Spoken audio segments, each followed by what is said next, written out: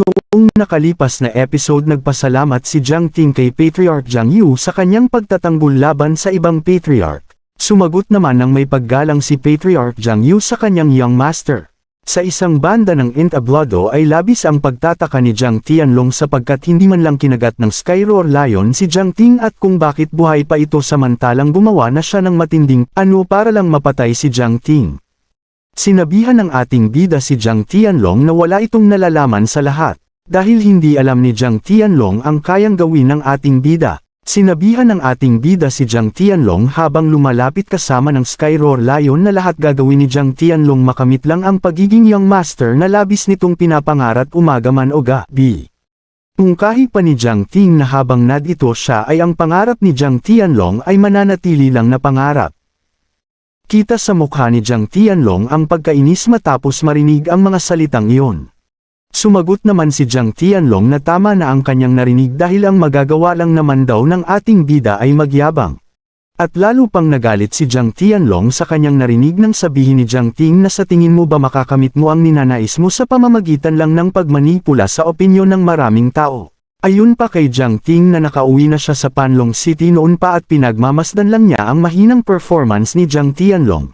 Muling sinabi ni Jiang Ting kay Jiang Tianlong na wala namang pakialam ang mga tao kung si Jiang Tianlong pa ang maging young master kundi ang gusto lang ng mga tao ay ang pusta nila kay Jiang Tianlong. Sa mga di inaasahang mangyari ang mga tao ay lubos na nalilito at napapatanong na lang kung sino na sa dalawa ang young master. Nagsisi pa ang isang manunood na dapat ay hindi agad siya pumuste kay Jiang Tianlong. Matapang na tumayo ang isang manunood sabay isinigaw ng malakas ang pangalan ni Jiang Ting. Tumawa na lang ang alchemist na si Liang dahil ayon sa kanya ang sitwasyon ng Jiang family ay mababago na. Inasar muli ng ating bida ang galit na si Jiang Tianlong na makinig daw ito sa mga isinisigaw ng mga tao na dati ay kampi kay Jiang Tianlong ngayon ay nawawala na at ang suporta ng mga tao ay lumilipat na sa ating bida. Sumagot naman si Jiang Tianlong na kung sa tingin daw ba ng ating bida ay tapos na ito. Nagmungkahi muli ang ating bida na alam niya kung ano ang iniisip ni Jiang Tianlong na ang gusto nito ay talunin ang ating bida sa competition at manalo gamit ang suporta ng maraming tao. Sabay sabi ng ating bida na ganoon ang posturang ginagamit mo ngayon hihiramin ko muna. Sabay sumigaw sa mga manunood na kamusta ang lahat, at patawad sa pag-iintay, bilang isang young master ng Jiang family, idinideklara kung ang competition ay magsisimula na. Sabay pinagsigawan ng mga manunood ang pangalan ni Jiang Ting. Muling inasar ni Jiang Ting si Jiang Tianlong sa pag-agaw ng opening nito. Biglang lumingon ang Skyroar Lion sa harap ni Jiang Tianlong at umungulito ng malakas sa takot ni Jiang Tianlong ay napaatras na lang ito. Pinigilan ni Jiang Ting ang galit na Skyroar Lion at sinabi dito na wag maging marahas, at hahanapin ng ating bida ang katotohanan at tutulungan ang Skyroar Lion sa pagkawala ng anak nito. At wag itong padalos-dalos dahil maaaring humantong iyon sa kamatayan ng maraming inesenting tao. Agad namang sumang-ayon ang Skyroar Lion at ipinagaspas nito ang kanyang pakpak na lumikha ng malakas na hangin. Sabay lumipad pataas ng himpapawid. Natuwa naman si Jiang Ting sabay sabing manatili lang ang Skyroar Lion sa maayos nitong performance. Habang lumilipad ang Skyroar Lion ay humanga naman ang isang kalahok at napakahusay raw ng Skyroar Lion. Nagsalita naman si Jiang Chanho na walang silbi si Jiang Ting kung wala ang Skyroar Lion. Nang marinig yun ni Jiang Ting ay agad itong tumalon at inatake niya si Jiang Chanho ng sipa sa mukha habang sinasabi ng ating bida na manatiling bukas ang mata ni Jiang Chanho habang nagyayabang ito. Nasalag naman ni Jiang Chanho ang sipa ng ating bida ngunit hindi sapat ang aura niyang inilagay sa kanyang kamay at napaatras na lang ito sa lakas ng sipa. Agad namang umalala ang mga kasama ni Jiang Chanho kaya napigilan ang pagbagsak ni Jiang Chanho sabay nagtanong ang isang kasama nito na kung ayos lang si Jiang Chanho. Agad namang tumakbo si Jiang Zi palapit kay Jiang Ting na bakas sa mukha ang pagkasabik na makita si Jiang Ting. Yamakap si Jiang Zi sa ating bida at sinabing natutuwa siyang makita si Jiang Ting na nasa maayos na kalagayan. Nagtanong naman ang ating bida na kung bakit naririto si Jiang Zi. Ipinaliwanag ni Jiang Zi na sinabi sa kanila ni Jiang Bao na nasa panganib ang ating bida. Sabay tinanong ang ating bida kung ayos lang ito sumagot naman si Jiang Ting na ayos lang siya. Hindi lubos maisip ng ating bida na pagmamalasakitan siya ni Jiang Bao. Nagmungkahi si Jiang Ting na hindi magandang desisyon na tulungan siya ngayon ng dalawa. Agad namang ikinagulat ng magkapid na Jiang Zi at Jiang Yang. Itinaas ni Jiang Yang ang kanyang kamay tapos sinabihan ang ating bida na wag na itong mag-alala sapagkat nandito na sila at walang makakapanakit kay Jiang Ting kahit na kailan. Sabay hinawakan sa ulo ang ating bida na pagpapakita ng kanyang pagbati. Sinabing muli ni Jiang Yang na gagawin nila ang kanilang makakaya para protektahan ang posisyon ni Jiang Ting bilang isang young master ng Jiang family. Sumagot ang ating bida nang hindi niya kailangan ng tulong ng dalawang magkapatid. Pagkatapos tinapik ang kamay ni Jiang Yang paalis ng kanyang ulo sabay nagmungkahi ito kay Jiang Yang nang wala ka dito nung panahon na kailangan ko ng iyong tulong. Sabay tanong ng bakit ganyan ang iniaasta mo ngayon na parang may pakialam ka. Gawin mo ang gusto mo at gagawin ko ang gusto ko. Hindi na lang nakapagsalita ang nagulat na si Jiang Zi sa ikinilos ni Jiang Ting. Ipinaliwanag ni Jiang Yang na ang kanyang kapatid na si Jiang Zi ay sobrang nag-aalala sa ating bida. Nagtungo sila ng 3 araw at 3 gabi nang walang pahinga para makabalik lang sa tamang oras. Mungkahi pa ni Jiang Yang na bakit itinuturing silang parang hindi kilala. Inutusan naman sila ng ating bida na umatras sa competition at bumalik na lang ang mga ito sa kanilang sect kung naramdaman nila na hindi sila karapat-dapat. Sinabi pa ng ating bida na layuan siya at ayaw ng ating bida na masaktan ang mga ito sa kamay ng mga kalaban na kasama siya. Isang ano-ano ay nakikinig lang pala si Jiang Chanho sa kabilang grupo. Tumawa ito ng malakas at sinabi sa ating bida na nakasulat na ang pangalan nito sa lapida kaya wag na itong magyabang pa. Agad namang sinabi ni Jiang Tianlong kay Jiang Chanho na si Jiang Ting ay hindi nagyayabang. Hindi na nakatiis ang ating bida kaya sumigaw ito na tumahimik ang lahat. Ang nalulungkot na si Jiang Zi ay nagtanong kay Jiang Ting kung bakit nagagawa ng ating bida ang mga ganung bagay sa kanila. Hindi na sumagot si Jiang Ting at nanahimik na lang. Si Jiang Tianlong naglalakad paalis ay nagsalita kay Jiang Ting nang napupuno na ako sa'yo, ginalit mo talaga ako, pagbabayadin mo ang lahat ng ginawa mo. Iminungkahi ni Jiang Tianlong kina Jiang Zi at Jiang Yang na huwag protektahan ang ating bida at hindi niya hahayaan na may pumihil sa kanya. Ilang sandali lang ay nagsalita ng muli ang host at iminungkahi sa lahat na ang mga kalahok ay mga handa na. At ang preliminary contest ay magsisimula na. Sabay ipinaliwanag ng host sa lahat na ang Stone Formation ay ang kanilang preliminary contest sa mga nakalipas na taon. Pero ngayong taon ay mababago. Nakaupo lang ang naiinis na si Jiang Qinghe habang nag-iisip na sino ang ating bida para ituring siyang ganun sapagkat siya ang tumatayong leader ng Jiang family. Kaya wag daw siyang sisisihin ng ating bida sa pagiging walang awa niya. Ang host ay muling nagsalita na at ipinagmamalaki ang bagong preliminary contest at tinatawag itong The Dragon Constraint Formation. Ang magkapatid ay labis na nagtataka kung bakit pinalitan ng panuntunan at ginawa pang Dragon Constraint Formation. Natuwa ang dalawang sina Jiang Tianlong at Jiang Chanho sapagkat mukhang may alam ang dalawang ito sa mga nangyayari. Isang ano-ano ay biglang bumitak ang sahig na kanilang tinatapakan, na hati ang sahig na ito sa gitna at ilang sandali ay may lumabas at ito ang Dragon Constraint Formation. Namangha si Queen Duo sa Dragon Constraint Formation at ang alchemist na si Liang ay napatawa na lang sapagkat hindi niya inaasahan na makitang muli ang formation na ito sa nakalipas na 16 na taon. Nabigla naman si Queen Duo sapagkat di niya inaasahan na nakita na iyon ng kanyang lolo. Agad ipinaliwanag ni Liang na ang formation na iyon ay ang pinakamahirap sa lahat ng formation dahil mas marami sa mga kalahok ang napipinsala ng matindi at walang nakapasa rito noong makita niya ito. Kaya ipinagbawal ang paggamit ng Dragon Constraint Formation. Ito ay maituturing na killing formation sa ilang daang taon ang nakalipas. Sinabi na lang ng ating bida na kailangan niyang mag-ingat. Tinanong ni Jiang Chanho si Jiang Tianlong kung gaano nakalakas ang kanilang young master sa kasalukuyan. Sagot naman ni Jiang Tianlong na tingnan na lang daw nila ang magagawa ni Jiang Ting. Pinungkahi ni Jiang Chanho na hindi kayang protektahan ng ating bida ang nakapaligid sa kanya at wala itong pakialam kay Jiang Yang kahit mamatay pa ito, ang gusto lang niya ay si Jiang Zi. Pero ayos lang din naman daw sa kanya kung mamatay si Jiang Zi, sabay tawa ng lokong si Jiang Chanho. Ang nag-aalalang si Jiang Ting ay nilapitan ng magkapatid sabay hinawakan. Ang kamay ng ating bida sabay sabi ni Jiang Zi na huwag ka nang mag-isip ng kung ano-ano, makakaligtas kami. Magtiwala ka sa amin, gawin natin to ng magkakasama. Agad nagsalita si Jiang Yang na una sa lahat ay hindi pa niya napapatawad ang ating bida sa pagtrato sa kanya. Pero ayon kay Jiang Yang na wala siyang pakialam kahit ano pa ang dahilan ng ating bida para sabihan siya ng masasakit na salita. At kapag inulit pa iyon ng ating bida ay hindi pa rin niya bibitawan si Jiang Ting. Muling nagsalita ang host na ang Dragon Constraint Formation ay kasalukuyang na-activate na. Kaya pinapapasok na ang lahat ng kalahok. Agad namang nagsipasok ang lahat ng kalahok at handa sa mga mangyayari. Kita sa mukha ni Jiang Zi ang saya sapagkat magtutulungan silang tatlo makapasalang. Habang ang nangununang si Jiang Tianlong at Jiang Chanho ay hindi maganda ang nararamdaman sa ating bida. Nang makapasok na sila agad isinigaw ng host na ang preliminary contest ay simulan na. Ayon sa naaalala ni Liang ang Dragon Constraint Formation ay sinasabing nilikha ng ninuno ng Jiang family na natalo ng Panlong Mansion noong nagkaroon ng digmaan sa pagitan nito. Hindi matanggap ng ninuno ng Jiang family ang pagkatalo kaya nilikha ang Dragon Constraint Formation para magsanay ng mga mandirigma. Ayon pa kay Liang marahil nabawasan na ang hirap nito sa nagdaang panahon pero marami pa ring sumubok na sobrang napinsala ang mga katawan. Ang Dragon Constraint Formation ay naging sikat at ginamit sa loob ng 300 taon. Nagmungkahi naman si Queen Duo na nagiging kakaiba ang mga nangyayari.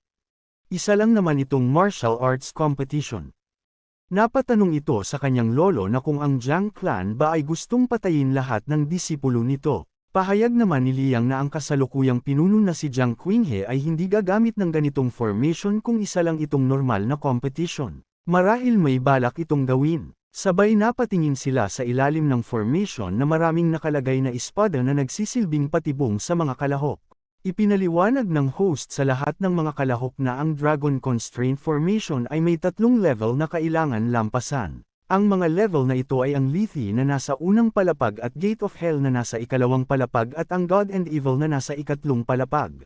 Ipinaliwanag ng host na ang mga kalahok ay nasa Lethe sa unang palapag at kailangan nila na makapunta sa ikalawang palapag sa loob lang ng 1 oras at ang paggamit ng Bloodline ay ipinagbabawal. Napagtanto ni Jiang Ting na ang amoy ng formation ay katulad ng amoy ng sinaunang dugo sa Hilek Ruins na kanyang napuntahan. Ipinaliwanag pa ng host sa mga kalahok na may mga sword tribulation sa taas ng Lethe at may matatanggal na 70 tao na level na ito. Ang mga kalahok ay maaaring magpaunahang makasampa sa Gate of Hell sa ikalawang palapag para maiwasan ang sword tribulation. Ayon sa host na kailangan nilang tandaan na kapag gumamit ng Bloodline sa Lethe stage ay ang mga sword tribulation ay mahuhulog sa taong gagamit ng Bloodline at kapag patuloy na gumamit ng Bloodline ng Lethe stage ay mas lalong hihirap ang mga pagsubok. Paalala pa ng host sa mga kalahok na ang formation ay sobrang delikado kapag naagaw ang kanilang mga name tag ay maaaring magtamo ng matinding pinsala sa kung sino man ang mawawalan nito, pero may kukonsider lang na pagliban. Ang mga kalahok ay maaari nang umatras para maiwasan ang panganib. Sinabi ni Jiang Ting kay Jiang Zi na ang competition na ito ay hindi madali. Ang hangin sa kapaligiran ay nagbago simula nang tayo ay pumasok dito. Ang lahat ay gustong subukang gumamit ng kanilang bloodline pero ni isa ay walang nagtatangkang sumubok. Ayon sa mga kalahok na ayaw nilang sumubok sapagkat takot silang mamatay at ang iba naman ay hindi pa daw nakakapagpakasal. Sinabi na lang ng ating bida na napakahirap tumalon sa gate nang walang ginagamit na bloodline. Sabay na patingala si Jiang Ting sa taas na puno ng sword tribulation. Sinabi pa ni Jiang Ting na ang mga kalahok ay makakaranas ng sword tribulation kahit anong oras kaya ipinagbawal gumamit ng bloodline. Nagsalita si Jiang Tianlong kay Jiang Ting habang nagpalabas ng bloodline sa kanyang katawan. Sabay mungkahi sa ating bida na minaliit niya ito. Biglang tumalon pataas si Jiang Tianlong kasabay ng kanyang mga kasama habang silang lahat ay gumamit ng bloodline.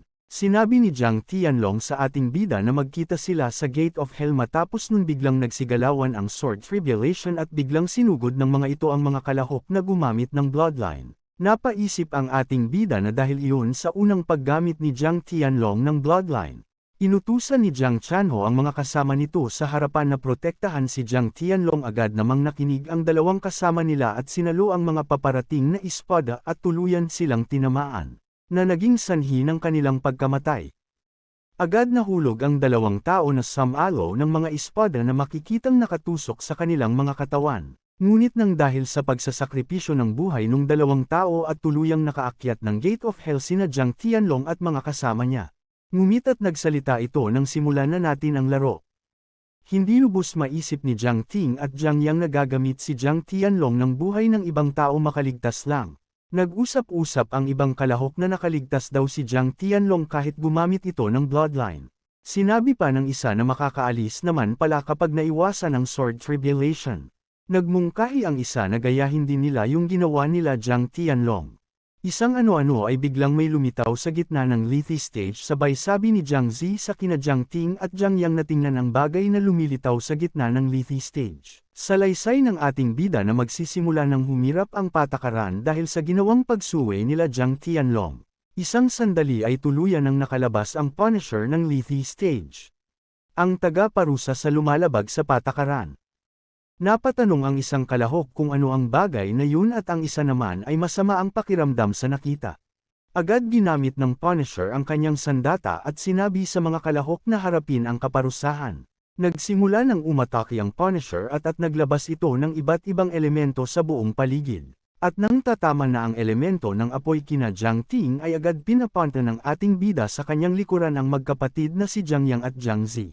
Ilang sandali na balot ng iba't ibang elementals power ang buong Lethe stage. Ngumiti si Jiang Tianlong sa kanyang nasaksihan sabay sabi na hindi madidipinsahan ni Jiang Ting ang ataking iyon kung hindi siya gagamit ng bloodline.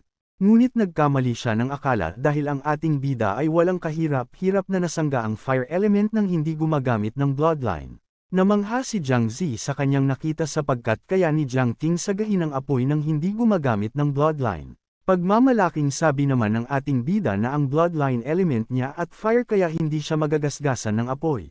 Minungkahi ng ating bida na humahanga siya sa bloodline ni Jiang Yang na bloodline of Vine na kasalukuyang naging armor ni Jiang Yang na ayon sa ating bida na hindi ito maaarlaban ng sword tribulation. Habang ang iba at makikitang nakulong sa ice wall na atake ng Punisher at wala na silang paraan kundi gumamit ng bloodline para makawala at para makatalon patungo sa Hellgate.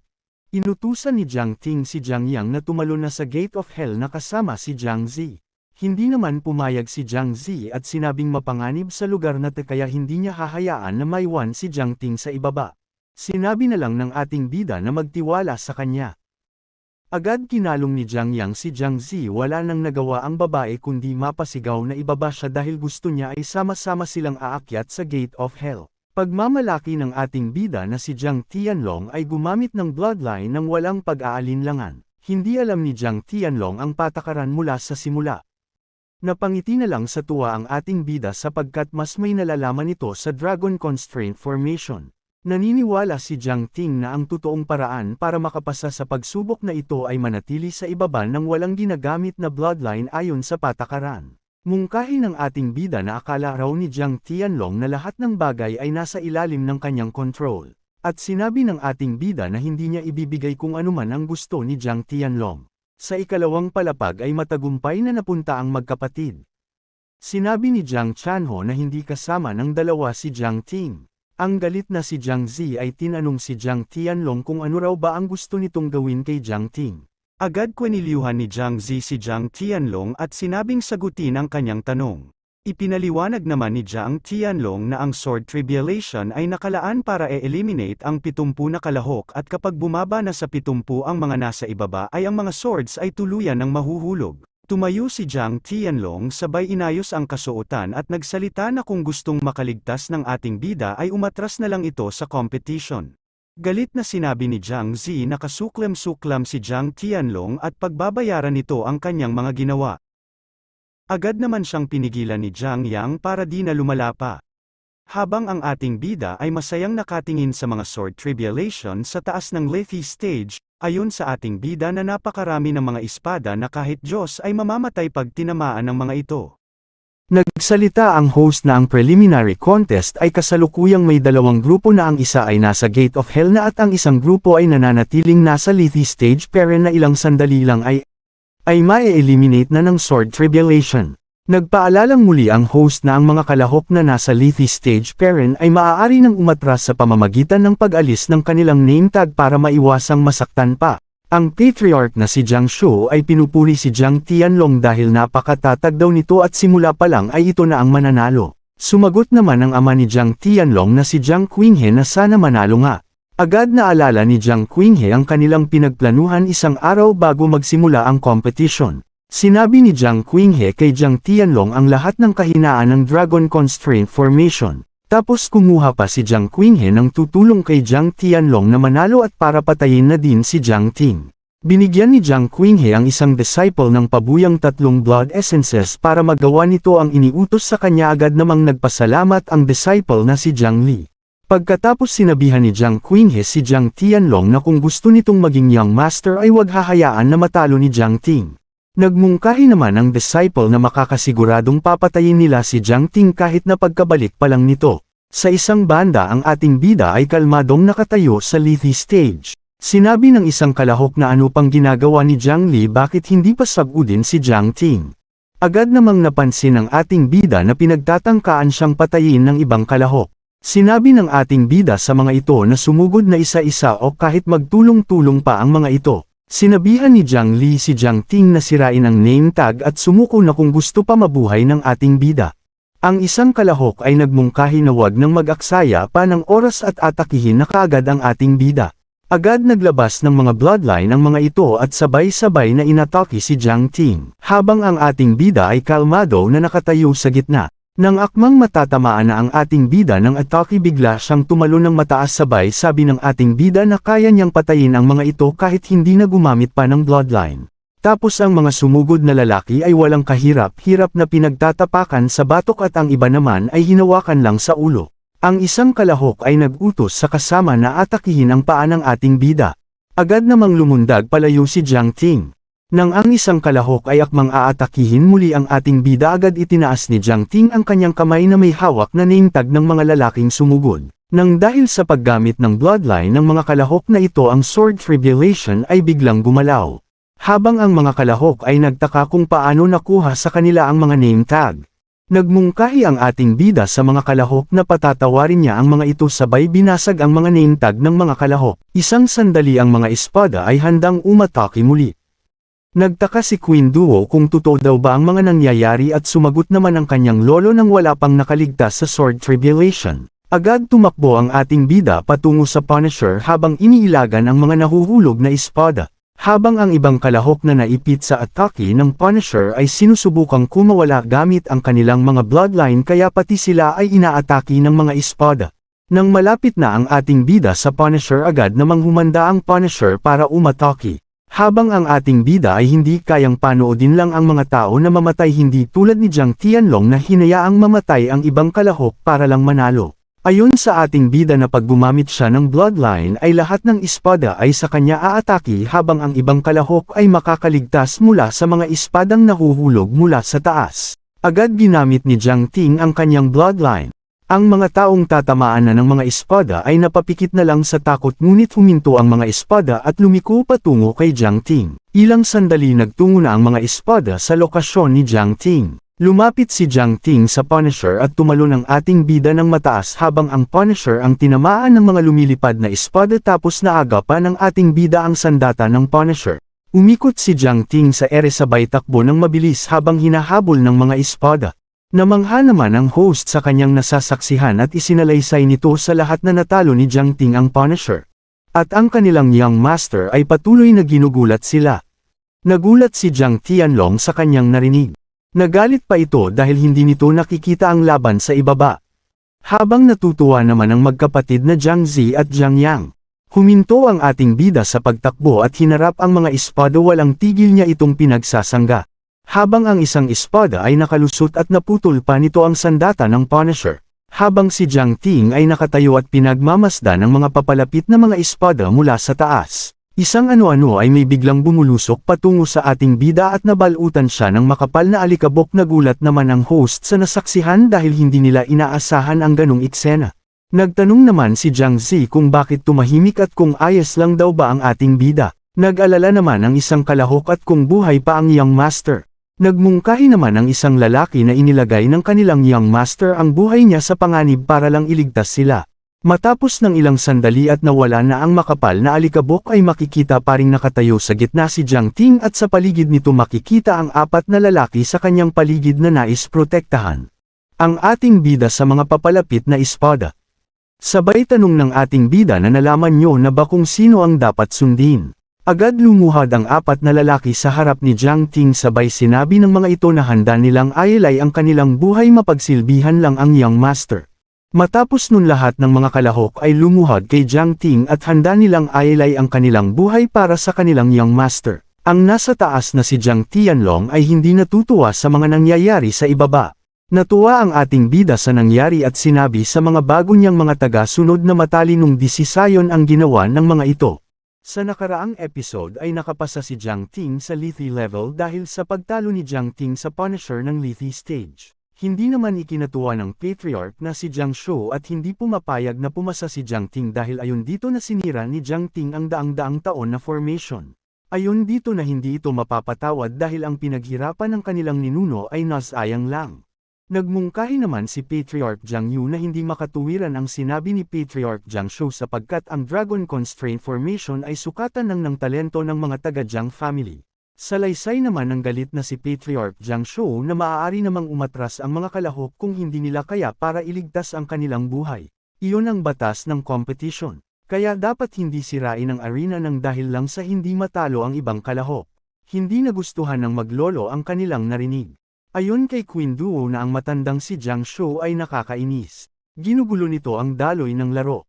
Nagsalita agad ang di natutuwang si Liang na hindi mapigilan ni Jiang Shou ang ating bida na si Jiang Ting sa pamamagitan lang ng dila nitong matabil. Dahil natapos naman ni Jiang Ting ang Lethe level sa loob ng isang oras. Isang sandali ay napansin ng lahat ang paggalaw ng sahig ng Lethe level sabay lumutang ang mga bato sakay si Jiang Ting. Sinabi ng ating bida sa mga bago niyang tagasunod na sumuko na at maghintay sa kanyang pagkapanalo. Sumang-ayon naman ang mga ito at sinabi sa ating bida na nakakasigurado sila na si Young Master Jiang Ting ang mananalo sa huli.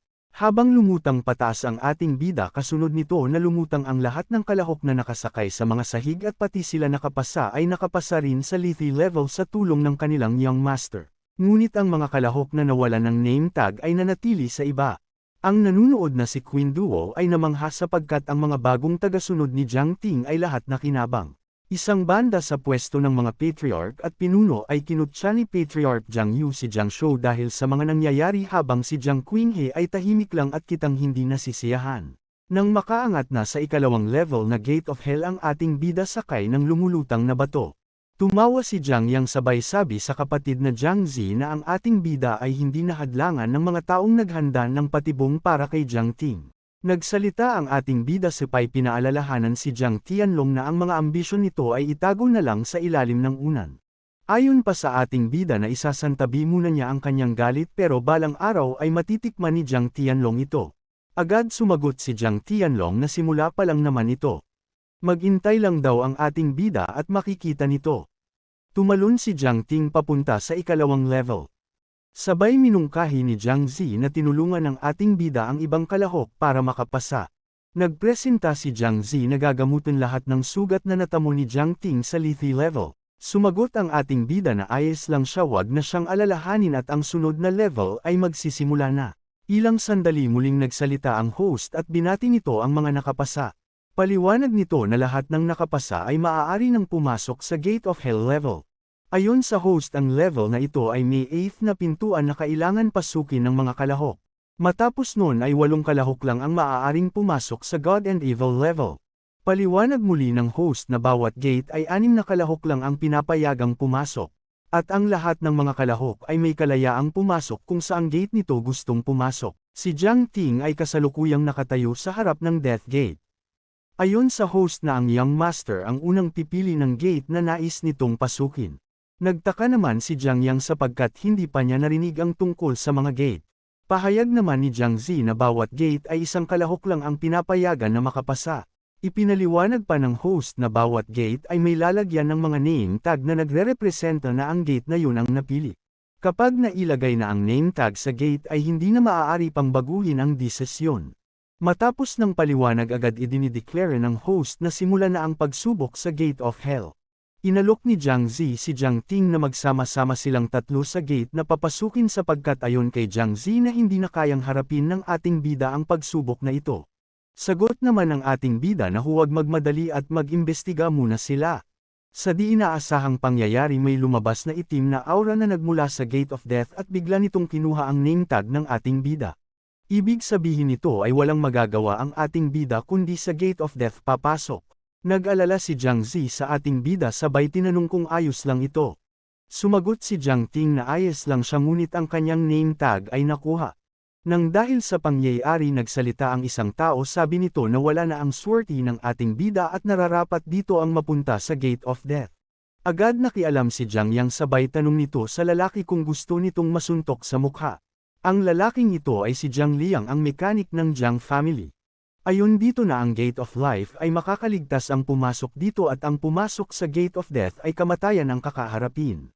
Ito daw ay parusa sa pakikialam ng ating bida sa Dragon Constraint Formation. Ayon pa dito na kusang pinili ng Gate of Death ang ating bida. Kaya walang magagawa si Jiang Ting at hindi na makakalabas pa ng buhay ang ating bida. Nagalit si Jiang Zi sa mga pinagsasabi ni Jiang Liang ngunit sinabi ng ating bida na hayaan itong magsalita. Ipinaliwanag ni Jiang Liang na ang Death Gate ay ang pinakamahirap sa lahat ng Free Will Gates. Sa nakalipas na daang-daang taon wala pang sumubok dito ang nagawang makalabas ng buhay. Ayon kay Jiang Liang nakakaharapin ni Jiang Ting ang kamatayan sa loob. Inisip ng ating bida na kahit ano ang mangyari ay hindi niya hahayaan na pumasok si Jiang Zi at Jiang Yang sa Death Gate. Matapos nun inutusan ni Jiang Ting ang dalawa na maghiwa-hiwalay sila ng gate na papasukin. Hindi naman pumayag si Jiang Zi dahil mapanganib daw ang Death Gate lalo pat mag-isa lang ang ating bida.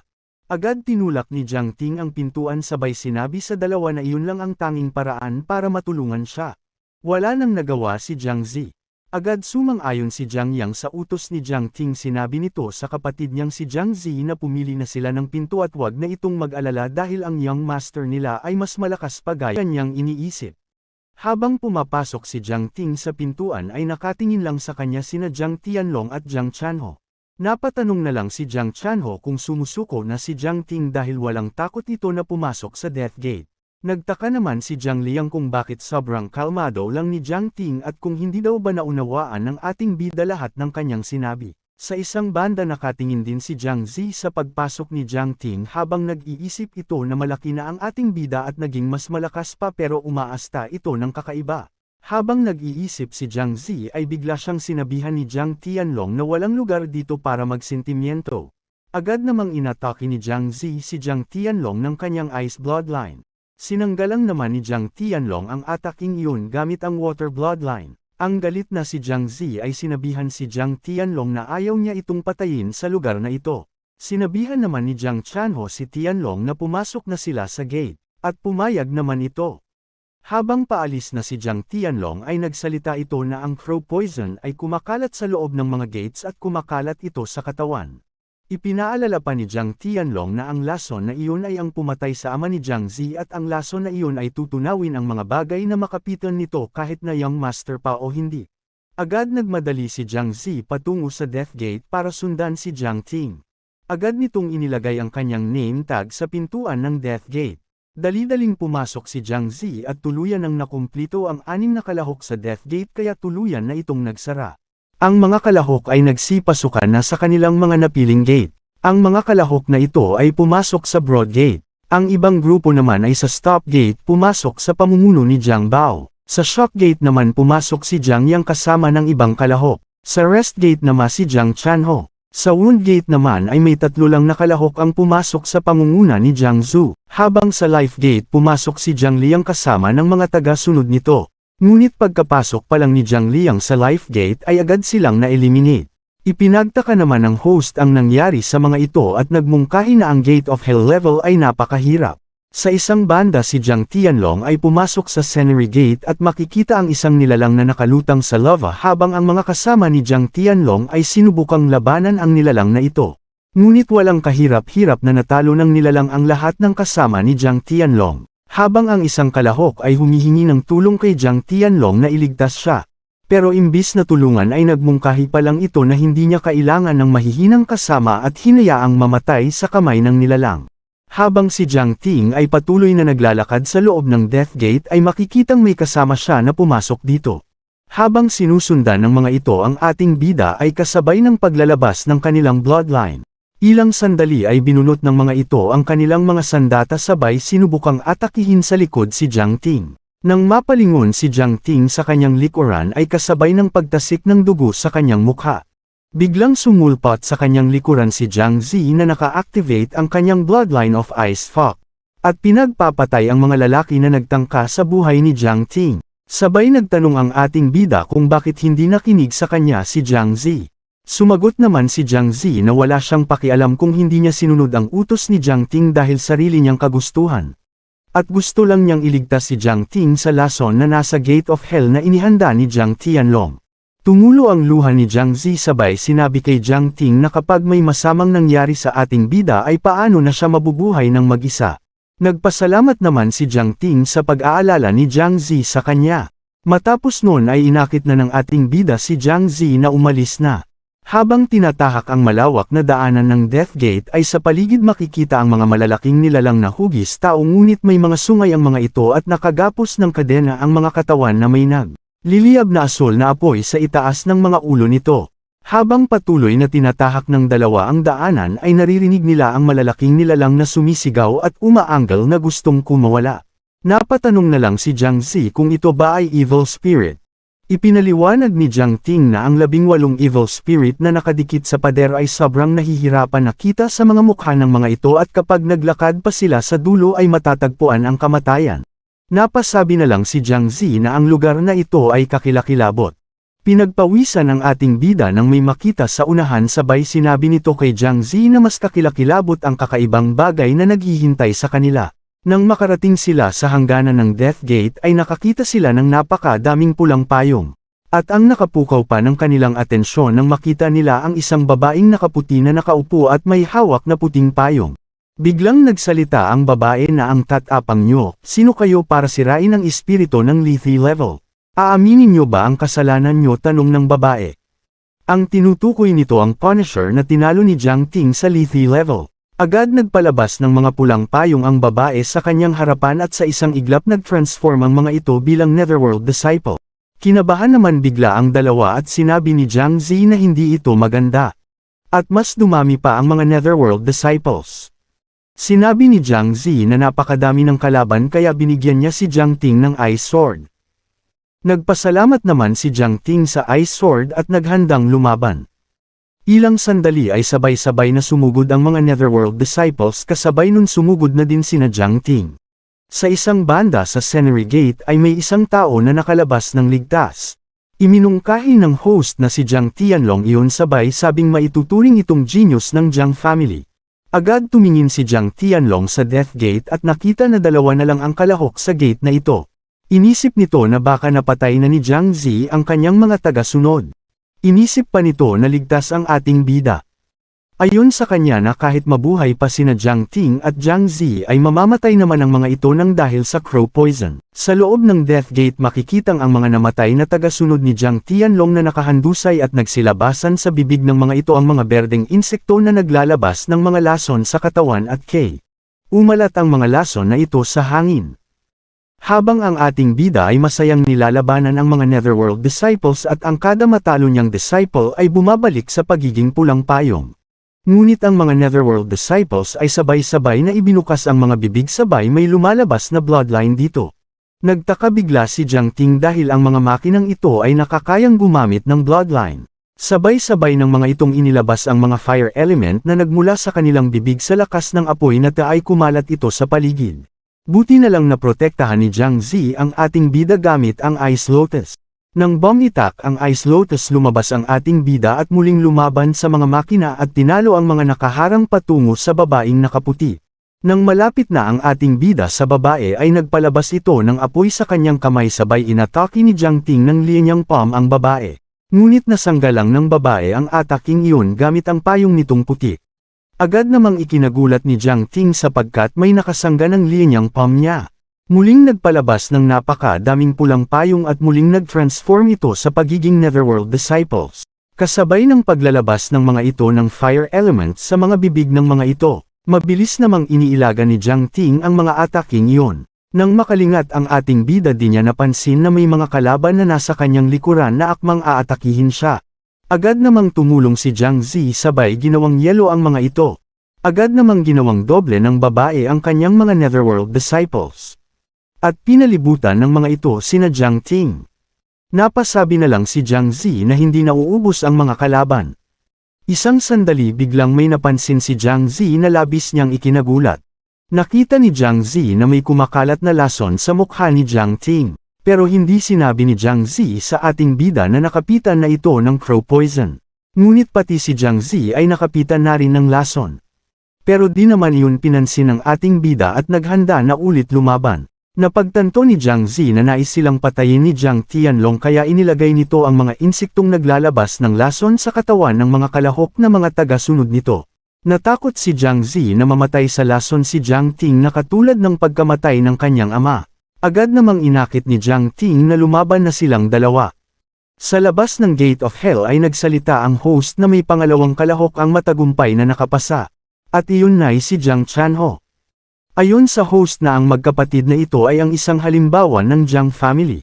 Natulala at napaisip na hindi niya hahayaan na mamatay si Jiang Ting katulad ng kanyang ama.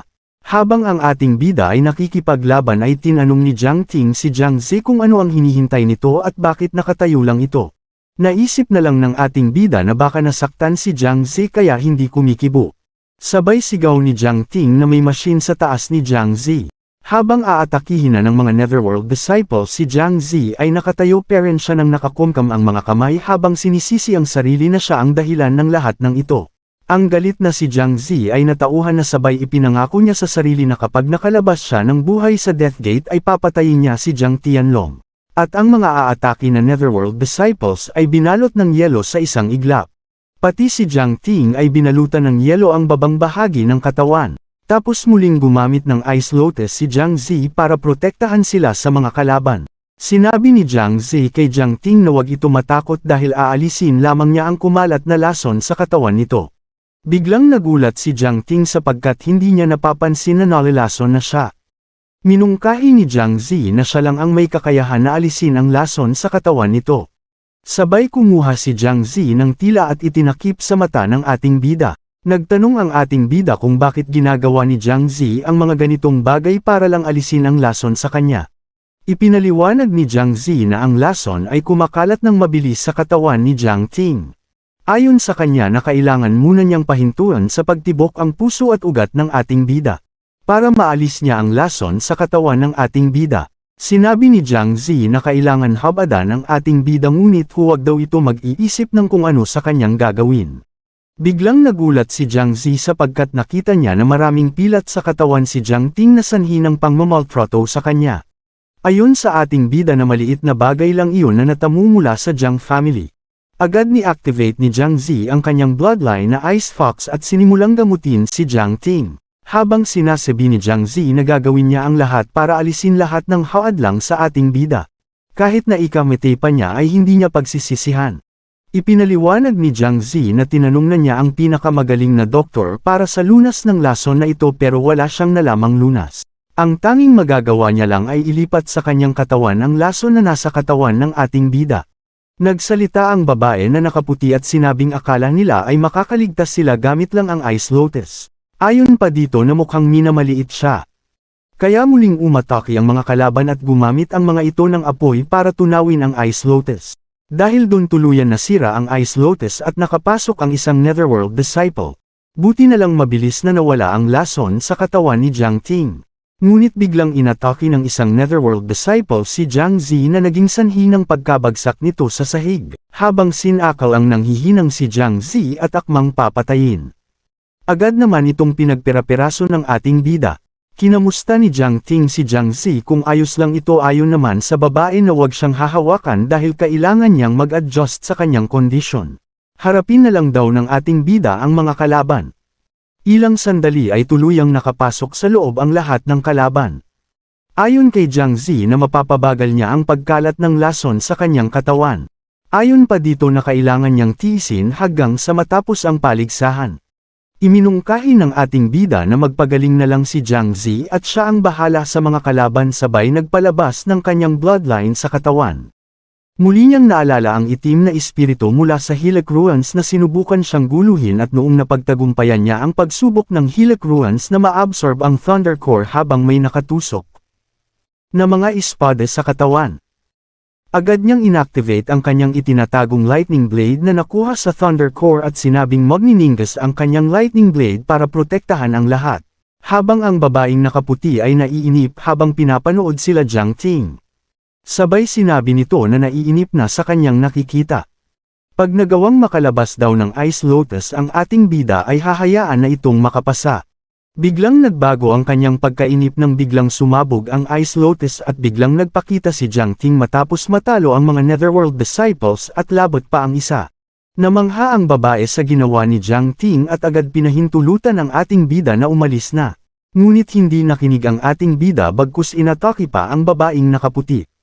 Agad dumipinsa ang babae gamit ang kanyang payong pero sa lakas ng lightning blade ni Jiang Ting ay nawasak ng madali ang payong.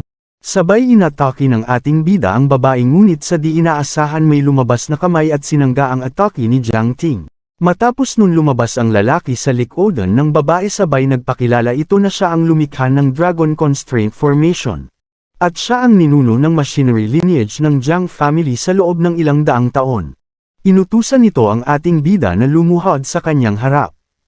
Hindi naman pinakinggan ng ating bida at sinabi ni Jiang Ting na pagpipira-pirasuhin niya ang mga ito. Sumagot ang nagpakilalang ninuno na bakit hindi siya iginagalang ng ating bida. Nagbanta ang ninuno na pinayagan na ang ating bida na umalis na kaya dapat umalis na ito kapag di pa umalis ang ating bida ay hindi na siya magpapakita ng awa dito. Sinabi ni Jiang Ting na hindi niya kailangan ng awa dahil makakaalis siya sa lugar na ito sa tulong lang ng kanyang sarili. Nagsalita muli ang ninuno habang pinuprotektahan ang kanyang asawa sabay sabi nito sa ating bida na nagtataglay ito ng aura ng dragon at napansin daw ng ating bida ang sikreto ng Dragon Constraint Formation. Si Jiang Ting pa daw ang susunod na magiging master ng Jiang family kaya sumasaludo sa ating bida. Nagmakaawa pa ito kay Jiang Ting na maging mahinahon sa kanila at wag kunin ang kanilang lugar na ito dahil ito na lang ang natatanging lugar nilang dalawang mag-asawa. Inalok ng ninuno si Jiang Ting ng pinakamahalagang kayamanan ng Jiang family ang Drifting Cloud Swordsmanship, para lang hindi sakta ni Jiang Ting ang kanyang asawa. Agad naman tinanggap ni Jiang Ting ang ibinigay ng kanyang ninuno kahit hindi niya alam kung ano ang Drifting Cloud Swordsmanship. Muling itinaas ni Jiang Ting ang kanyang lightning sword at tinanong ang ninuno kung meron pang maibibigay sa kanya. Sumagot naman ito nang wala na kahit patayin pa siya ay wala na siyang maibibigay pa. Biglang nagsalita si Jiang Zi na umalis na sila dahil pinayagan na silang umalis. Agad itinuro ng ninuno ang pintuan ng labasan at nagsimula na sina Jiang Ting na umalis. Sa mga gusto ng part 9 mag-like and comment lang po para malaman natin. Noong nakaraang episode nagawang magtagumpay nila Jiang Ting at Jiang Zi sa Death Gate. Sa labas ng Death Gate ay makikitang matigang nag-aantay sina Jiang Bao at Jiang Yang sa labas dahil nakabukas na ito at may nagawang makapasa. Malakas ang loob nila na sina Jiang Ting at Zi ang nakapasang iyon. Habang ang ilang kalahok ay nag-aabang din sa lalabas sa gate na iyon. Ilang sandali ay may lumabas na at iyon ay sina Jiang Ting at Jiang Zi na masayang naglalakad palabas ng gate habang nakataas ang kamay pahiwated na nagtagumpay sila. Simabi ng ating bida kina Jiang Bao at Jiang Yang napatawad dahil pinaghintay sila. Ilang sandali sinabi ni Jiang Ting kay Jiang Yang na alagaan si Jiang Zi. Nag-alala sabay napatanong si Jiang Yang kung nasaktan ang kapatid niya. Habang naglalakad si Jiang Ting patungo kina Jiang Tianlong. Nagtanong naman si Jiang Chanho kay Jiang Tianlong na kung hindi nalason si Jiang Ting dahil mukhang wala itong pinsala. Sagot ni Jiang Tianlong na hindi madaling magamot ang lason na iyon. Malakas ang kutob ni Tianlong na may isang nalason sa dalawa. Kinumpronta ng ating bida si Jiang Tianlong. Biglang sumabat naman si Jiang Chanho sabay sabi kay Jiang Ting na tumahimik ito at wag magsalita sa harap nila. Inasar lang naman ang ating bida sabay ginaya ang sinabi ni Chanho kaya ninas ito kay Jiang Ting. Walang ano-ano'y nagsalita na ang host ang god ang evil level ay magsisimula na. Pinalapit na nito ang mga natitirang kalahok. Ipinaliwanag ng host ang patakaran na ang lahat ng kalahok ay maaaring gumamit ng bloodline, weapons, skills at fullest. Na kahit anong gamitin o gawin ng kalahok ay pinapayagan. Ayon pa sa host na ang patakaran iyon ay para lang sa malalakas na kabataan ng Jiang family. Sa mga ikinikilos ni Jiang Zi ay napansin ito ng kanyang kapatid sa pag-aalala ni Jiang Yang kay Jiang Zi ay nagtanong ito kung ayos lang ang ganyang kapatid sumagot naman si Jiang Zi na ayos lang si Yacht napapagod lang. Naisip ng ating bida na ang patakarang iyon ng God and Evil ay pabor kay Jiang Tianlong. Dahil magagamit nito ang mga maduduming paraan ni Jiang Tianlong. Kaya sabi ng ating bida na hindi niya hahayaan na makalaban ni Jiang Tianlong ang magkapatid na Yang at Zi. Ilang sandali iminungkahi ng host na magsisimula na ang unang laban at ito ay sa pagitan nila Jiang Zhu at Jiang Zi. Ipinahayag ng ni Jiang Ting kay Jiang Zi na si Jiang Zhu na makakalaban nito ay nagawang makapasa sa isa sa Illgate kaya masasabing malakas ito. Sinabi ng ating bida na matatalo ito dahil sa sinabi ng ating bida ay inutusan ni Jiang Yang si Jiang Zi na umatras na sa laban dahil batid nito na hindi maayos ang karamdaman ng kanyang kapatid na si Jiang Zi. Nagsimula nang pumunta sa gitna ang magkalaban. Kinamusta naman ni Jiang Zi ang kanyang kalaban na si Jiang Zhu at sinabing ang tagal nilang di nagkita. Hindi naman sumagot si Jiang Zhu bako sumimangot ito dahil naiinggit ito sa malaking hinaharap ni Jiang Zi. Sabay napatingin sa kanyang dibdib na parang pader. Sa inggit ay agad inilabas ni Jiang Zhu ang kanyang espada sabay inatake nito si Jiang Zi. Agad namang nasangga ni Jiang Zi ang ataking iyon gamit ang kanyang Ice Shield. Tapos inilabas ni Jiang Zhu ang kanyang bloodline na Shrike. Ang Shrike ay isang bloodline na mabangis at maliit na ibon at agad nitong sinuntok sa mukha si Jiang Zi. Dahil doon tumilapon ito patungo kina Jiang Ting at Jiang Yang habang ang dalawa ay tumakbo palapit para sagipin si Jiang Zi. Ipinaliwanag ni Jiang Zi na ang Ice Tiara ay nasira na dahil doon hindi na niya mapipigilan pa ang lason na kumalat sa kanyang katawan kaya sinabi ni Jiang Zi mapanganib na lumapit sa kanya baka sila mahawa. Ayon pa kay Jiang Zi na huwag makialam ang dalawa sa kanyang laban. Nag-alala naman ang ating bida at sinabing ang lason ay lason kaya wag nang lumaban pa ito. Ang nag-aalalang si Jiang Yang ay napanong at nakilala na crow poison iyon ang pumatay sa kanyang ama. Nakapagsalita pa ang nanghihina na si Jiang Zi na gusto pa niyang patayin si Jiang Tianlong kasabay ng pagdilim ng kanyang paningin.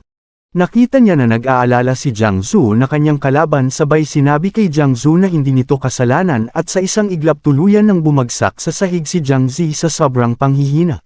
Natulala si Jiang Zhu habang nakatingin sa walang malay na si Jiang Zi habang iniisip kung siya ang may kasalanan kaya nagkaganon si Jiang Zi. Agad nagsalita ang lukong si Jiang Tianlong at sinabi sa lahat na dahil sa sobrang pagsisilos ni Jiang Zhu kay Jiang Zi ay gumamit ito ng lason para labanan si Jiang Zi. Dahil doon ang mga manunod ay nagsimulang magsigawan at nagalit kay Jiang Zhu sa paggamit daw nito ng lason sa kanyang kalaban. Kasabay ng pagtataka na natalo si Jiang Zi sa dalawang atake lang kaya lumakas ang kutob nila na gumamit ng lason si Jiang Zhu. Sa mga pangyayari agad inutusan ni Liang ang kanyang apo na si Chen Duo na bumalik sa tindahan at kunin ang Peach Blossom Wine sa kanyang kwarto at antayin siya sa labas ng arena. Tumutol naman si Chen Duo sa utos kanyang lolo sabay nagtanong kung nababaliw na ang kanyang lolo dahil ayon sa kanya na hindi pa nabubuksan ang jar na yun simulan ng pagkabata niya. Nagtanong pa ito na nararapat daw bang gamitin sa di kilalang babaeng iyon. Sinigawan naman ni Liang ang kanyang apo at sinabing puputulan ang daliri nito sa kada minuto na malate si Chen Duo. Sa sobrang takot ni Chen Duo sa kanyang lolo agad itong tumakbo papunta ng tindahan para kunin ang utos ng kanyang lolo. Napamungkahi na lang si Liang na sa pagitan ito ng buhay at kamatayan. Wala itong pakialam kahit na hindi karapat-dapat ang batang iyon. Dahil sa mga sinisigaw ng mga manunood si Jiang Zhu ay tuluyan ng nagpanik habang ipinaliwanag sa lahat na hindi niya nilason si Jiang Zi. Natuwa naman si Jiang Tianlong at mga kasama nito dahil ang sisi ay nalipat sa kaawa-awang Jiang Zhu. Habang sinusubukang alisin ni Jiang Ting ang lason sa katawan ni Jiang Zi ay nag-aalala na ito ng malubha sapagkat hindi nawawala ang lason sa katawan ni Jiang Zi. Pinigilan naman ni Jiang Yang si Jiang Ting dahil sinasayang lang daw ng ating bida ang kanyang oras dahil hindi iyon mawawala. Dahil ayon kay Jiang Yang na ganang lason ang ikinamatay ng kanyang ama.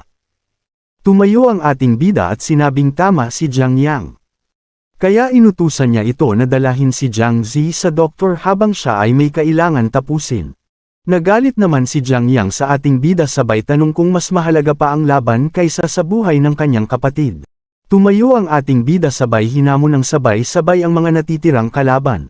Galit na nagmungkahing muli si Jiang Yang sa ating bida na kung mas mahalaga pa ang kompetisyon kaysa sa buhay ng kanyang kapatid. Agad naman pinatahimik ng ating bida. Napasabi na lang si Jiang Yang na dapat din na lang sila pumunta dito para tulungan ang ating bida at nagkamali pa ang kanyang kapatid sa pagtulong kay Jiang Ting.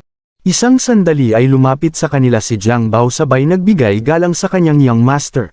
Sinabi nito na handa siyang umatras sa laban matulungan lang si Jiang Zi. Ayon pa dito na may alam siya na magaling na doktor mula sa Chen Store na makakagamot kay Jiang Zi. Sabi pa nito na wala nang dapat pang sayanjing oras kaya dapat ay umalis na sila. Nagpasalamat naman si Jiang Ting sa ginawang tulong ni Jiang Bao. Ipinaliwanag ni Jiang Ting kay Jiang Yang na wala siyang pakialam sa resulta ng competition pero ang lamason kay Jiang Zi ay nananatiling kasali pa sa competition kaya kailangan niyang makapaghiganti. Sa gumawa nito, ipinangako ng ating bida na kapag namatay si Jiang Zi ay ang lahat ng may kaugnayan kay Tianlong ay kanyang papatayin. Tapos humiling si Jiang Ting ng 4 na oras at humiling kay Jiang Yang na gawin ang lahat para makaligtas si Jiang Zi. Agad tumakbo si Jiang Yang habang kalong ang kanyang kapatid at nagbanta kay Jiang Ting na kapag may nangyaring masama sa kanyang kapatid ay hindi niya ito mapapatawad. Habang tumatakbo ay nakaabang na pala sa labas sina Chen Duo at ang lolo nito para tumulong at inutos agad ni Chen Duo na ay lapag ang babae paalala pa nito na kapag kumalat palalo ang lason ay kaitan. Kanyang lolo ay di na ito mapapagaling pa. Lumuhad si Jiang Yang kay Liang sabay nagmakaawa na pagalingin ang kanyang kapatid. Pumayag naman si Liang. Pahayag ni Liang na huwag magalit kay Jiang Ting bagkus magtiwala lang ito. Napangiti na lang si Liang habang iniisip na napakaswerte ni Jiang Ting dahil magagawa niyang ibigay ang napakamahal na peach blossom wine sa maling tao. Sa isang banda lumapit si Jiang Su kay Jiang Ting sabay nagpaliwanag ito na hindi siya ang nanlason kay Jiang Zi. Ayon pa dito na hindi siya lalaban kahit patayin pa siya. Sagot ng ating bida na wag humingi ng tawad bagkus inutusang tumabi na lang. Utos ng ating bida na wag aalis dahil kapag umalis ito ay hindi niya ito matutulungang malinis ang kanyang pangalan. Napaiyak na lang si Jiang Zu sa kabaitan ng kanyang young master. Sabay nagpasalamat ito. Hinamon ni Jiang Ting ang tatlo na magtulong-tulong na laban sa kanya. Agad sumugod si Jiang Ting gamit ang kanyang bloodline na porcupine at nang akmang aatakihin na ang ating bida ngunit sa isang suntok agad tumilapon palayo si Jiang Ping at nagtanggalan ang mga tinak sa likod. Si Jiang Chanho naman ang sunod na naghandang sumugod may kinain itong pulang bagay na nagbigay sa kanya ng umaapaw na lakas. Biglang inilabas ni Jiang Chanho ang kanyang bloodline na 8th-rank brown bear, umungol ito ng napakalakas. Sa sobrang lakas na mangha ang mga tao sabay ng pagyanig ng entablado. Inatake ng brown bear bloodline si Jiang Ting gamit ang palad nito. Tinamaan naman ang ating bida. Natuwa si Jiang Tianlong na naghahanda ng kanyang formation at akala nito na talo na agad si Jiang Ting sa ataking iyon. Sa isang iglap nawasak ang kamay ng brown bear bloodline dahil sa apoy ni Jiang Ting. Nagulat si Jiang Chanho sa lakas ni Jiang Ting. Habang si Jiang Ting ay patuloy sa pagliliyab. Sabay sabi ng ating bida na siya naman ang aatake. Nagpalabas ng napakaraming linyang palm si Jiang Ting at pinatama sa brown bear. Hindi pa nakuntinto at kumuha ang ating bida ng bato tapos sinamahan ng lightning element sabay ibinato sa mata ni Jiang Chanho. Nang dahil sa ataking iyon ay tumilapon palayo si Jiang Chanho patungo kay Tianlong. Agad kinamusta ni Tianlong ang kanyang kapatid kung ayos lang ito sumagot naman ito ng masakit. Agad nagtaka si Jiang Chanho kung ano na ang nangyari sa kanyang mata dahil nandidilim na ito. Bigla niyang napagtanto na wala na ang kaliwa niyang mata. Dahil nawala ang kanyang kaliwang mata ay inilabas na ni Jiang Chanho ang buo niyang lakas at sabay na pinalabas ang dalawa niyang bloodline na Mahakala Buddha at Brown Bear. Agad ginamit ni Jiang Chanho ang skill ng Mahakala na Yakse Prey. Muntik nang maiipit ang ating bida ngunit bigla itong nakatalon at muli itong gumamit ng panibagong skill na Mahala Infinite patungo kay Jiang Ting. Ginamit naman ni Jiang Ting ang kanyang lightning sword para kontrahin ang ataking iyon at walang takot na nilabanan ang napakalaking kamay na iyon. Pagkatapos ng salpukang iyon tumagos ang lightning sword sa kamay ng Mahakala Buddha at tuluyang nawasak ang kamay nito. Nang matalo sa laban si Jiang Chanho na outbalance ito. Sumugod muli si Jiang Ting gamit ang kanyang amoy sa dalawang kamay. Sa sobrang takot ni Jiang Chanho ay humingi na ito ng tulong kay Jiang Tianlong. Hindi tumulong si Jiang Tianlong bagkus nagtraidor pa ito. Sinabi ni Jiang Tianlong kay Jiang Chanho na wala itong silbi kaya hindi niya sinabi ang tungkol sa blood essence na may side effect sa user na maging crystal. Napasabi na lang si Jiang Chanho na niluko siya ng sarili niyang kapatid habang nagiging crystal ang mukha. Matapos tumama ang atake ni Jiang Ting sa dalawa ay nagkaroon ng malakas na pagsabog sa lokasyon ng mga ito. Matapos mawala ng usok lumitaw si Jiang Tianlong na nakaligtas gamit ang kanyang water element na nagsilbing barrier nito. Napasabi na lang si Jiang Tianlong na minaliit niya ang ating bida dahil ito pala ay napakalakas. Muling inatake ni Jiang Ting si Jiang Tianlong ng kanyang lightning sword. Akala ng ating bida ay tapos na ang laban ngunit tumawa lang si Jiang Tianlong sa ataking iyon. Naluso si Jiang Tianlong at naging tubig, nagulat na lang si Jiang Ting dahil ang kalaban niya ay naging tubig ng tuluyan. Ilang sandali ang buong entablado ay napuno ng tubig at habang nag-aantay si Jiang Ting sa paglabas ni Jiang Tianlong ay nagkaroon ng bilog na butas sa kanyang likuran lumabas mula sa butas si Jiang Tianlong sabay sinuntok sa mukha ang ating bida. Nang matutamba ang ating bida sa lakas ng suntok ay muling lumabas ng napakabilis sa bilog si Jiang Tianlong sabay sinipa ng malakas si Jiang Ting. Tumilapo ng malayo si Jiang Ting habang umiikot palayo pero nakabalik naman ito sa kanyang balansi. Si Jiang Ting ay tumayo matuwid habang nakikiramdam sa susunod na atake ni Jiang Tianlong. Nang maramdaman ni Jiang Ting na nasa likuran niya si Jiang Tianlong agad niya itong inatake ng linyang palm ngunit patibong lang pala yun. Lumabas si Jiang Tianlong sa harap niya sabay inatake si Jiang Ting sa likod gamit ang flood sword. Napangiti na lang si Jiang Ting na halatang hindi ininda ang ataking iyon. Agad pinagaling ni Jiang Ting ang kanyang likod na nasugatan gamit ang kanyang apoy. Muling may nabuong napakadaming bilog na nakapalibot kay Jiang Ting at sa kanyang likuran lumitaw si Jiang Tianlong na naka-activate ang 8th rank L bloodline na naka-dragon form. Biglang inatake ni Jiang Tianlong ang ating bida sa likod gamit ang L bloodline. Kinonfer naman ito ng ating bida gamit ang kanyang apoy na pinalabas sa kanyang katawan sabay nagkaroon ng malakas na pagsabog. Sinabi ni Jiang Ting na ang kanyang apoy ay nakapalibot na sa arena kaya mararamdaman na niya si Jiang Tianlong. Ilang sandali lumitaw si Jiang Tianlong sa harap ng ating bida napansin naman agad ito ni Jiang Ting ngunit naunahan pa rin siya ni Jiang Tianlong. Nagmungkahi si Jiang Tianlong na hindi lang nito nababasa ang galaw ng ating bida kundi nababasa din niya ang isip ng ating bida at muling pinalabas ang L bloodline na naka-dragon form.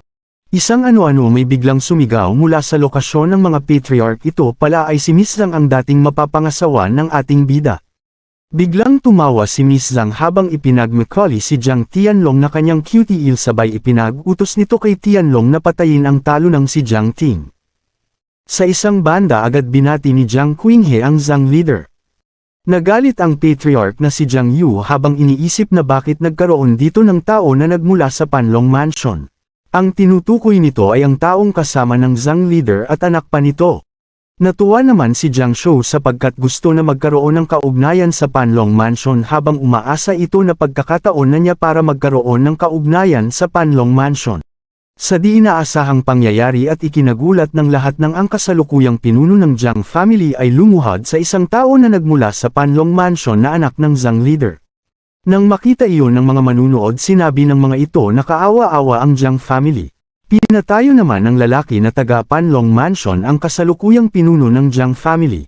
Balik tayo sa laban makikitang sumugod muli si Jiang Ting agad namang hinarang ni Tianlong gamit ang kanyang il na naka-dragon form. Pero nagawa pa rin makapasok ni Jiang Ting at nasaksak si Jiang Tianlong ngunit isa lang palang illusion iyon at dahil doon napunta ang ating bida sa isang void realm. Maya-maya may nagpakita sa kanya na isang halimaw. Ito pala ang original na bloodline ni Jiang Tianlong na il bloodline na naka-kelpie form.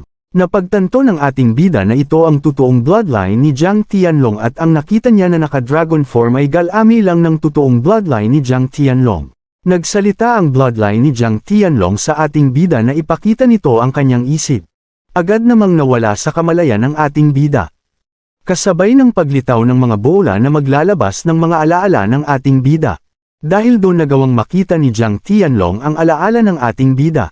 Naging mas masaya si Jiang Tianlong nang makita niya ang lahat ng kakayahan ng ating bida na hindi lang pala Thunder Skill ang kayang gawin ni Jiang Ting kundi meron din itong Ancestor's Soul, Dragon Transformation at the Thunder Tribulation at Hilak Ruins. Dahil sa kasiyahan sinubukan ni Jiang Tianlong na tawagin ang espiritong si Jiang Chenkyo na ninuno nila.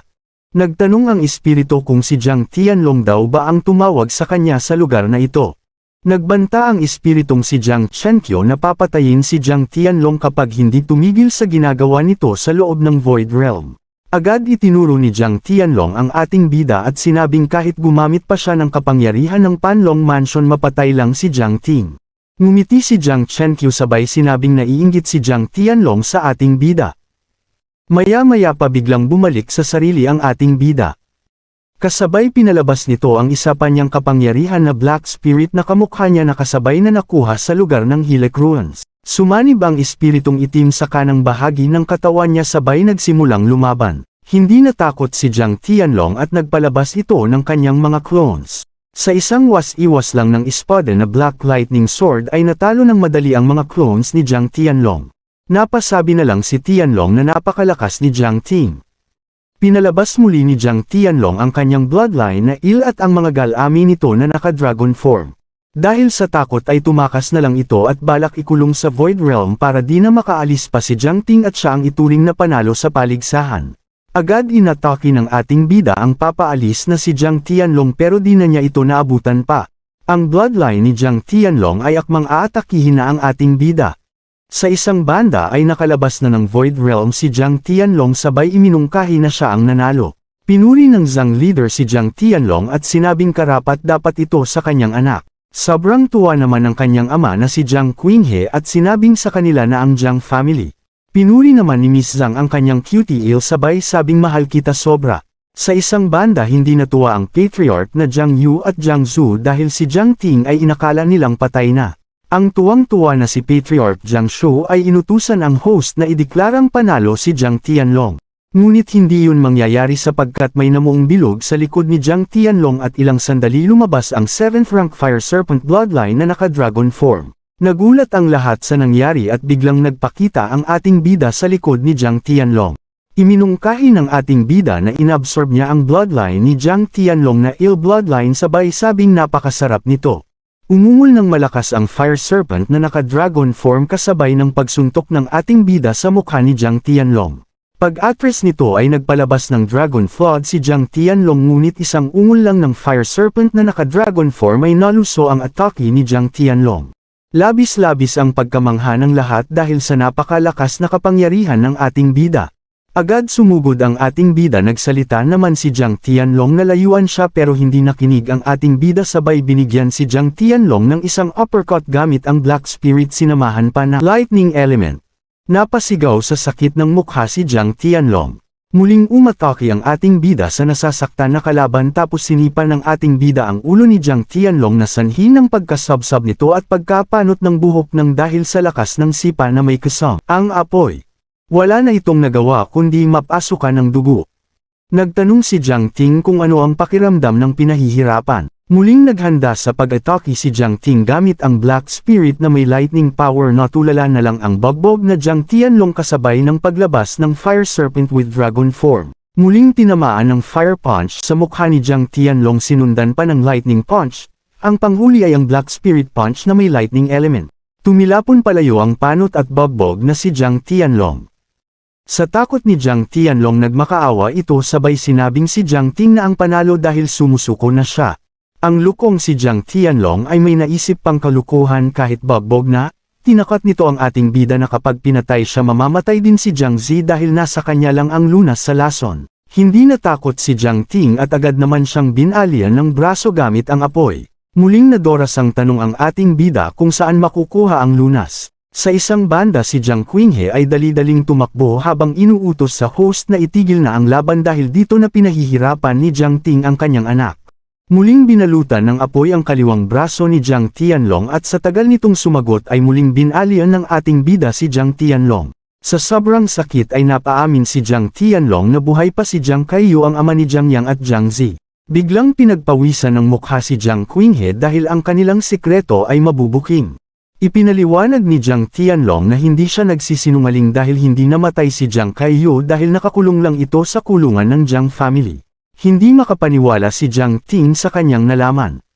Matapos nun nagmungkahi si Jiang Tianlong na nasabi na niya kaya pakawalan na daw siya. Sa mga nais pang ipagpatuloy ang ating kwento ay maaari po bang makahingi ng likes and comments para malaman ko